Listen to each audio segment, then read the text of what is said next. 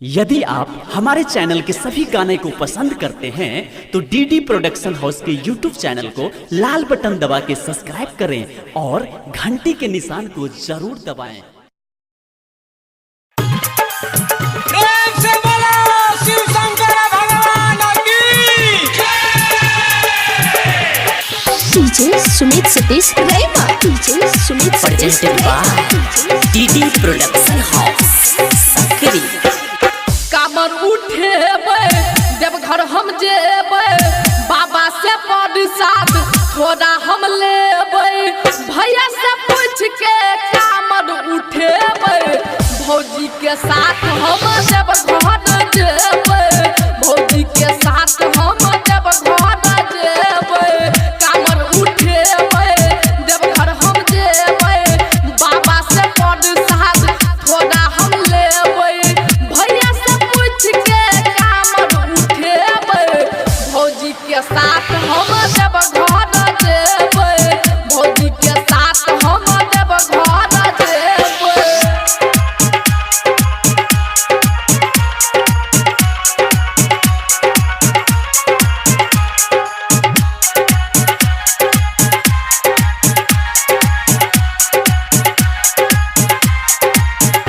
दरभंगा में हम किनबै कामरिया, पापा से मांग लेबै पैसा हजरिया, पापा से मांग लेबै पैसा हजरिया। दरभंगा में हम किनबै कामरिया, पापा से मांग लेबै पैसा हजरिया। हो सुल्तानगंज से जल भर लेबै, बाबा के ऊपर जल चढ़ेबै, चाचा से पूछ के कामर उठेबै, भौजी के साथ हम देवघर जेबै, भौजी के साथ हम देवघर जेबै।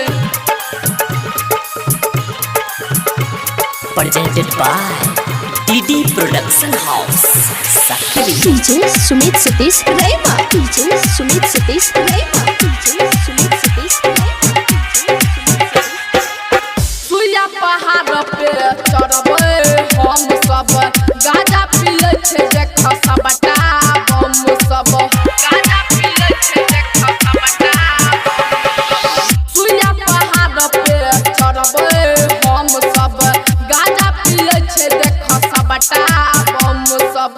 हो राइटर विकास के गाना बड़ी फिट छै, मिथुन मार्शल के गाना बड़ी हिट छै, भैया से पूछ के कामर उठेबै, भौजी के साथ हम देवघर जेबै, भौजी के साथ हम देवघर जेबै। कामर उठेबै देवघर हम जेबै, बाबा से प्रसाद थोड़ा हम लेबै, भैया से पूछ के कामर उठेबै, भौजी के साथ हम देवघर जेबै, भौजी के साथ हम देवघर जेबै। कामर उठेबै देवघर हम जेबै, बाबा से प्रसाद थोड़ा हम लेबै, भैया से पूछ के कामर उठेबै, भौजी के साथ हम देवघर जेबै, भौजी के साथ हम देवघर जेबै। Recording by DD production house Sakri 97 084 45 722।